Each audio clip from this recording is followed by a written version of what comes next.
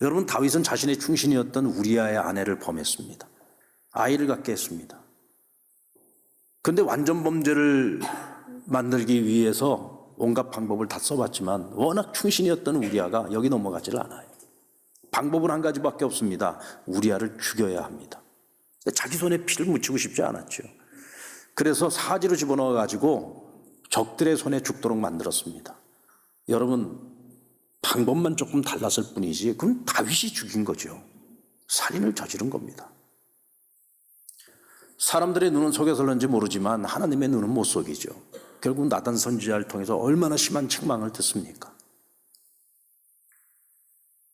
그때 다윗은 비로소 자신이 얼마나 흉측한 죄를 지었는지를 깨닫고요, 하나님 앞에 그것을 토설합니다. 그리고 용서를 구합니다. 그의 진심 어린 회개를 하나님께서 받으시고 그를 용서해 주셨어요. 자, 그러면 그 이유가 중요합니다. 그러면 다윗은 이제 하나님의 용서를 받았으니 이제 자신이 저지른 그 죄에 대한 그 모든 죄책감으로부터 자유함을 얻고 그 이후로 정말 평안한 삶을, 행복한 마음을 갖고 살았을까요? 근데 다윗의 그 이후의 이야기를 읽어보면은 그의 인생에 위기가 찾아오거나 어떤 문제들이 찾아올 때마다 그는요, 과거의 사건을 끄집어냅니다. 자신이 과거에 우리아에게 저질렀던 그 잘못에 대한 벌을 내가 지금 받고 있다고 생각을 했어요. 하나님이 내 죄를 용서해 주신 것에 대해서는 인정을 합니다. 그러나 나로 인해서 피해를 입었던 그 한 사람의 그 억울한 죽음을 생각할 때에는 스스로도 자기가 용서가 안 되는 거예요. 그러니까 어떤 재앙이 닥칠 때마다 하나님의 벌이라고 그것을 생각을 했던 거죠. 분명 그에게 있는 그 죄책감이라고 하는 것은 그를 너무너무 고통스럽게 하고 힘들게 하는 것이기는 했지만 한편으로는 그것 때문에 그는 겸손할 수 있었어요. 또 자신에게 잘못한 사람을 용서할 수 있는 마음도 가질 수가 있었고 평생 죄와 싸울 수 있었습니다. 그러니까 어떻게 보면 다윗에게는 이 죄책감이라는 것이 한편으로는 굉장히 고통스러운 것이기도 하지만 어쩌면 그가 하나님의 사람으로서 끊임없이 자기를 돌아볼 수 있게 해주는 동기 유발도 됐던 거죠. 자, 오늘 본문의 말씀은 사도 바울이 고린도 교회에게 보내는 두 번째 편지의 내용으로 그리스도인이 가져야 되는 이 죄책감이 우리 믿는 자들에게 있어서 어떤 유익함이 있는가에 대해서 말씀을 하고 있어요. 그러니까 이 죄책감이라는 것이 무익함이 아니라 우리에게 유익함이 될 수 있다라고 하는 것을 말씀하고 있습니다. 우리 10절 말씀을 같이 한번 읽어볼까요? 시작. 하나님의 뜻대로 하는 근심은 후회할 것이 없는 구원에 이르게 하는 회개를 이루는 것이요 세상 근심은 사망을 이루는 것이니라. 여기서 하나님의 뜻대로 하는 근심이란 어떤 것을 의미하는 걸까요? 하나님의 뜻대로 하는 근심, 이것은 우리가 하나님 앞에서 어떤 잘못을 저질러거나 사람에게 어떤 잘못을 저질렀을 때 그로 인하여 우리의 마음과 우리의 양심에 싹 트는 죄책감을 말하는 거예요. 이 죄책감. 그런데 그 죄책감이 오히려 너희로 온전한 구원에 이르게 하는 회개를 이루었다라고 말씀하고 있는 겁니다. 그 죄책감 때문에 너희가 온전한 회개를 이룰 수 있었다. 그래서 그것이 너희에게 유익함이 되었다는 거죠. 바울은 고린도 교회에게 보내는 첫 번째 편지에서 이 교회가 가지고 있는 그 문제점들을 지적을 하고 이 문제를 어떻게 해결할 것인가에 대한 방안을 그들에게 제시했어요. 고린도 교회는 여러 가지 많은 문제들이 있었어요. 첫 번째로 가장 큰 문제는 파당이 나뉘어졌다는 겁니다. 파당이. 누구는 바울을 따르고 누구는 그리스도를 따르고 누구는 게바를 따르고 뭐 이렇게, 또 어떤 사람들은 뭐 이렇게 자꾸 교회 안에서 막 여러 가지 파당이 생긴 거예요. 그러니까 교회가 분열이 되는 거죠. 뭐 이 문제에 대해서도 지적을 하고 바울의 사도권에 대한 어떤 의심을 하는 자들이 생겼고 우상에게 드렸던 고기를 시장에서 값싸게 싸서 먹는 그런 문제들도 있었고요. 또 성령의 은사를 받았지만 은사를 잘못 사용함으로써 오히려 교회가 분당이 생기고 다툼이 일어나는 그런 문제들이 있었습니다. 이런 다양한 문제에 대해서 책망과 어떻게 이 문제를 해결할 것이냐는 교훈과 권면을 그들에게 주었죠. 근데 막상 바울이 고린도전서 이 첫 번째 편지를 보내고 난 후에 후회했다 그랬어요. 왜 내가 후회를 했느냐면 그들이 이 편지를 읽고서 마음에 근심이 생길까 봐 후회를 했다는 거예요. 왜? 심한 책망이 들어있거든요. 책망이 들어있다 보니까 그들에게 이것 때문에 죄책감을 갖게 되고 그 죄책감이 그들을 힘들게 하지 않겠는가. 그래서 자기가 후회를 했다는 거예요. 근데 오늘 본문에 보니까 두 번째 편지를 보내면서 그는 내가 편지를 보냈던 것에 대해서 근심했던 것이 쓸데없는 일이었다는 걸 알았다는 거죠. 그래서 이제는 더 이상 후회하지 않는다라고 얘기를 합니다. 왜 더 이상 후회를 하지 않느냐? 내가 너희를 근심하게 한 그것이 오히려 너희로 하여금 진정한 회개를 하도록 만들었고 그 회개 때문에 너희가 오히려 이전보다 더 나은 삶을 더 나은 그리스도인의 모습으로 너희가 변화되어졌다는 소식을 들었기 때문이라는 거예요. 할렐루야. 그런 의미에서 우리 믿는 자들은요, 오늘 우리의 잘못에 대해서 또 잘못한 일에 대해서 죄책감을 갖는 것은 여러분 특별한 일입니까? 당연한 일입니까? 아니 목사님 무슨 소리예요? 난 구원 받았는데요. 나 죄사함 받았는데 내가 왜 죄책감을 가져야 돼요? 여러분 구원 받았다고 죄 안 짓고 삽니까? 여러분들이 죄사함 받았다고 해서 또다시 죄 안 짓고 살아요? 하나님 앞에서도 우리가 또 죄 짓고 살죠. 사람에게도 우리가 죄 짓고 살 때가 있습니다. 근데 내가 구원받았다는 것 때문에 내가 다른 사람에게 혹은 또 하나님 앞에 또다시 지은 죄에 대해서 내가 다 면죄부를 받았다고 생각하면 안 돼요. 그 문제는 그 문제대로 또 해결을 해야 되는 겁니다.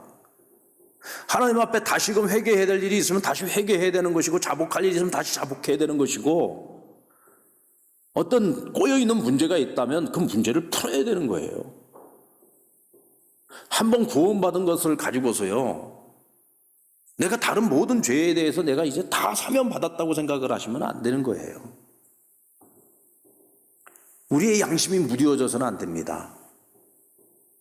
당연히 죄책감을 가져야 되는데 죄책감이 들지 않는다라고 한다면 그것은 지금 우리의 양심에 병이 들어있는 거예요. 그거는 구원과 상관이 없는 문제입니다. 이걸 우리가 분명히 알아야 돼요. 로마서 8장 26절 말씀. 이와 같이 성령도 우리의 연약함을 도우시나니 우리는 마땅히 기도할 바를 알지 못하나 오직 성령이 말할 수 없는 탄식으로 우리를 위하여 친히 간구하시느니라. 우리 안에 누가 계세요? 성령님이 계세요. 근데 성령님이 우리 안에 계시기 때문에 우리의 마음과 영혼의 상태를 다 알죠. 우리의 행위를 다 알고 계십니다. 우리가 하나님 앞에 범죄하고 사람에게 잘못했을 때 성령님께서 우리 안에서 탄식하십니다. 또 우리가 하나님 앞에 기도할 때에도 그저 나만 바라보며 기도하고 우리가 욕심을 따라서 잘못된 기도를 드릴 때 성령님께서 그것을 아시고 탄식하시는 거예요. 여러분, 성령님께서 탄식하시는 결과로 나타나는 것이 뭐냐면 죄책감입니다. 아멘. 성령님이 내 안에서 나의 잘못된 모습 때문에 탄식을 하신다면 그것이 우리에게는 죄책감으로 나타나야 되는 것이에요. 그래서 나의 그 죄책감은 다른 말로 표현하면 하나님의 탄식인 거예요. 그래서 우리는 절대로 이걸 그냥 가볍게 여기면 안 되는 겁니다. 반드시 해결을 해야 되는 거죠. 그런 의미에서 죄책감은 반드시 회개로 이어져야 되는 겁니다. 여러분, 회개가 뭐죠? 하나님 나 이거 잘못했습니다. 네, 다시는 안 그러겠습니다. 용서해 주세요. 이렇게 말로만 하는 거면 누가 못합니까? 회개라고 하는 것은 진심 어린 뉘우침이 있어야 돼요. 진심 어린 뉘우침이 있어야 되고 진심 어린 자백이 있어야 됩니다. 내가 이런 죄를 지었습니다 라는 자백이 있어야 되고 그 다음 잘못한 것이 있으면 그것을 다시 돌려놓기 위한 바로잡기 위한 노력이 뒤따라야 되는 것입니다. 이게 회개예요. 그저 뭐 말만 가지고서 하는 회개는 그건 회개가 아니에요. 내가 잘못한 것이 있으면 그를 돌이켜서 바른 길을 걸어가기 위해서 바른 삶을 살아가기 위해서 우리의 마음과 생각을 바꾸고 우리의 살아가는 삶의 패턴을 바꾸고 또 누군가에게 내가 피해를 입힌 것이 있으면 그것을 내가 배상하고 이게 회개라는 것입니다. 우린 회개를 바로 이해해야 돼요. 이 미량이라는 영화에서 그 살인범이 정말로 하나님을 만나고 이 사람이 진짜 구원받은 사람이냐, 어떤 태도를 갖는 것이 옳은 일이었을까요? 진심 어린 뉘우침을 가지고 이 피해자에게 용서를 구했어야죠. 내가 정말 죽을 죄를 졌다. 당신 아들에게도 죽을 죄를 졌고 당신으로 하여금 지옥 같은 인생을 살게 만든 내가 죽을 죄를 졌다. 나를 용서해달라고 해야죠. 내가 지금 죄값을 이 감옥에서 치르고 있지만 과연 내가 치르고 있는 이 죄값, 과연 내가 저지른 그 죄의 100분의 1, 1000분의 1이라도 내가 이걸 해결할 수 있겠냐? 죽었다 깨어나 갚을 수 없는 나의 죄지만 용서해달라고. 이게 진짜 구원받은 사람의 모습이겠죠. 그렇지 않습니까? 하나님이 내 죄를 다 사하시고 용서하셨으니 나는 사람에게 지은 죄도 다 용서받았다. 아닙니다, 여러분.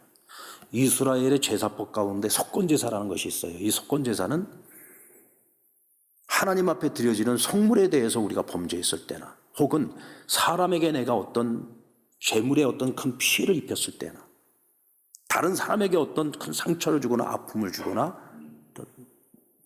해를 입혔을 때 이 속건제사를 통해서 그 문제를 해결하고 화목의 관계를 이루게 되는데 먼저는 피해 제사를 드려야 됩니다. 그러니까 모든 제사는 소제를 빼놓고 나머지 제사는 다 피해 제사잖아요. 핏값을 치러야만 용서를 받을 수 있어요. 핏값으로 용서를 받는 건 하나님께로부터 용서를 받는 것입니다. 그런데 그걸로 끝이 아니에요.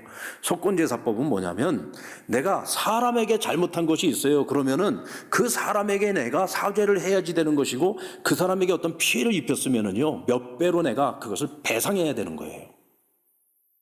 이때 그 사람으로부터 내가 용서를 받을 수 있고 그 사람과의 관계가 회복될 수 있어요. 하나님과의 관계도 그와 같은 방식을 통해서 회복될 수 있는 겁니다. 그냥 미안하다 해갖고 끝날 문제가 아니라 너가 피해를 입혔으면 배상을 해야지 된다는 거예요. 빌린 돈이 있으면 갚아야 된다는 겁니다. 너 때문에 어떤 사람이 피해를 입었으면 피해에 대한 충분한 배상을 해야지 된다는 거예요. 그래야 용서를 받을 수 있다는 것입니다. 우리 그리스도인들은 그런 마음을 가지고서 살아야 됩니다. 하나님이 용서해 주셨다고 사람에게 받는 용서까지 그냥 떠리로 함께 받으려고 해서는 안 됩니다. 그건 각각의 문제예요.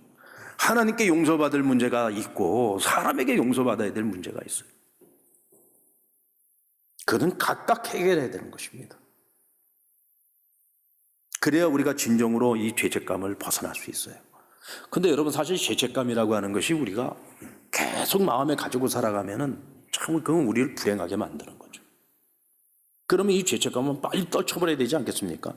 오늘 바울이 고린도 교회를 바라보면서 자기가 첫 번째 편지를 쓴 것에 이제는 더 이상 후회하지 않는다고 이야기할 때 뭐라고 했느냐면 그들의 근심이 잠깐이었다 그랬어요.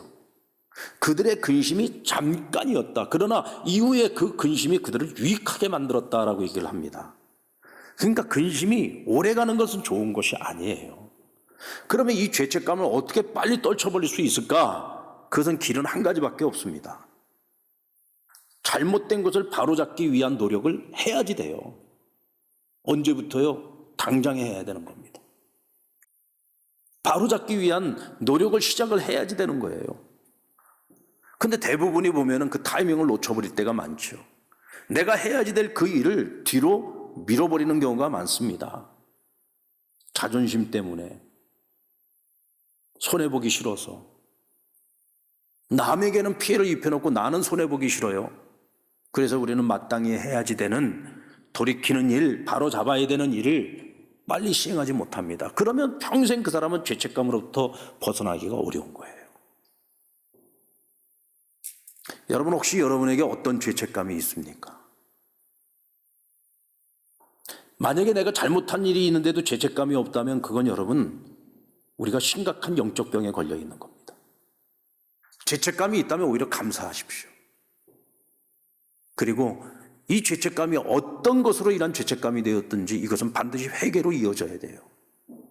그리고 참된 회개의 모습은 반드시 잘못된 것을 바로잡는 노력이 필요합니다. 우리 11절 말씀 같이 한번 볼까요? 시작. 보라, 하나님의 뜻대로 하게 된 근심이 너희로 얼마나 간절하게 하며 얼마나 변증하게 하며 얼마나 분하게 하며 얼마나 두렵게 하여 얼마나 사모하게 하며 얼마나 열심히 있게 하며 얼마나 벌하게 하였는가. 너희가 그 일에 대하여 일체 너희 자신의 깨끗함을 나타내었느니라. 아멘. 처음엔 편지를 받고요, 그것 때문에 너무 간절하고 또 너무나 얼마나 변증을 하고 얼마나 분하게 하며 얼마나 두렵게 하며 얼마나 사모하게 하며 얼마나 열심히 있게 하며 얼마나 자신의 죄에 대해서 벌하게 하며. 이건 지금 무슨 얘기냐면 그들이 처음에는 근심했지만 그 일로 인해서 치열하게 자기 자신과 싸우고 치열하게 변화를 위한 노력을 했다는 얘기입니다. 치열한 노력이 있었다는 거죠. 그래서 그들이 변화되어졌고 그들이 성숙해졌는데 그것이 나에게도 큰 기쁨이 되었을 뿐만 아니라 하나님을 기쁘시게 하는 일이 되었다라고 하는 겁니다. 그래서 오히려 너희에게 내가 죄책감을 갖게 해주었던 것이 오히려 하나님 앞에 감사하다는 것이죠.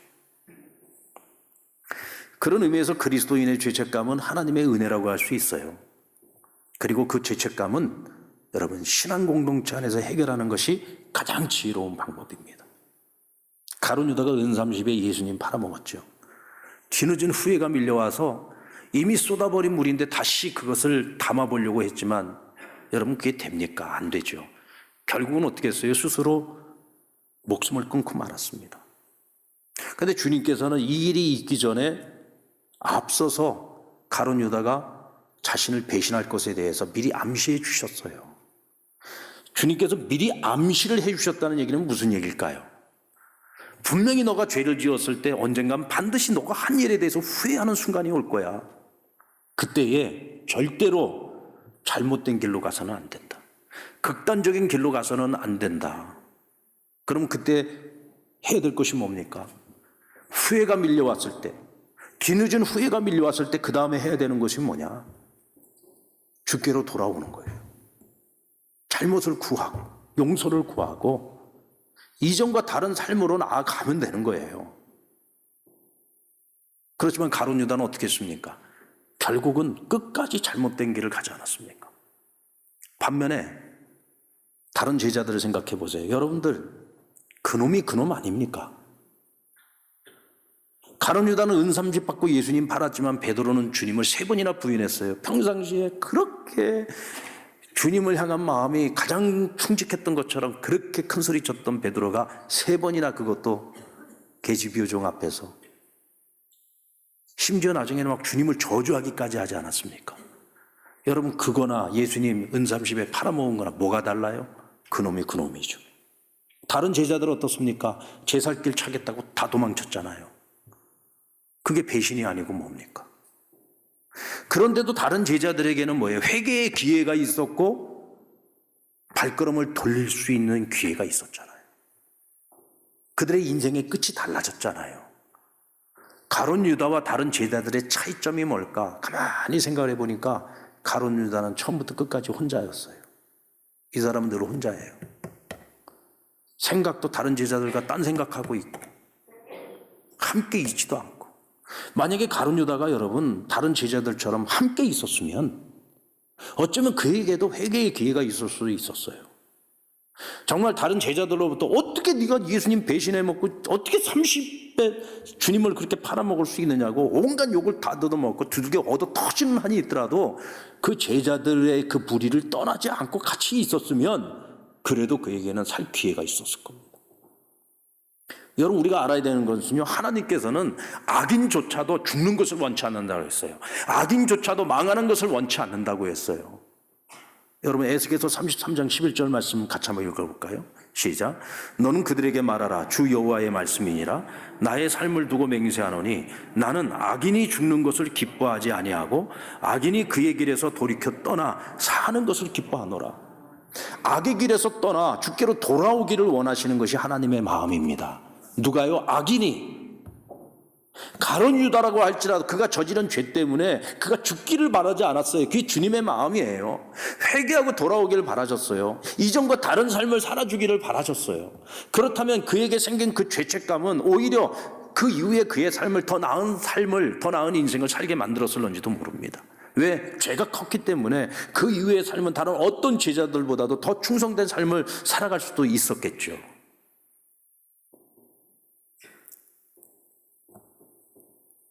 그런 의미에서 우리 신앙 공동체 안에서도 때로는 실수도 할 수 있고 자빠질 수도 있고 하나님 앞에서나 사람 앞에서 용서받지 못할 것 같은 죄를 짓는 경우도 있을 수 있어요. 이때 우리 신앙 공동체는 그들을 어떻게 해서든 품어야 됩니다. 버리려고 하지 말고 품으려고 노력해야 돼요. 저는 그게 교회의 모습이라고 생각합니다. 그리고 어떤 우리가 죄를 짓고 어떤 죄책감을 가지고 있든지 우린 그것 때문에 주님과 멀어지거나 신앙 공동체로부터 멀어지면 안 돼요. 어쨌든 그 공동체 안에서 그래서 서로의 연약함을 보았을 때 그것을 우리가 옆에서 섬겨주고 채워주고 격려해주고 그러면서 우리가 함께 죄를 이기고 승리할 수 있도록 노력해야 되고요. 이때 성령님이 우리를 도와주시는 겁니다. 나 혼자 어떻게 하겠어요? 저 혼자 어떻게 하겠어요? 우리가 도와줄게 하면서 적극적으로 나섰던 그 쉘의 친구들처럼 우리도 이 신혼 공동체 안에서 그런 모습이 필요합니다. 저 사람이 그랬대. 저 사람이 문제가 많대. 이게 아니고 그 사람의 문제와 허물이 보일 때 우리는 중보기도 해줘야 돼요.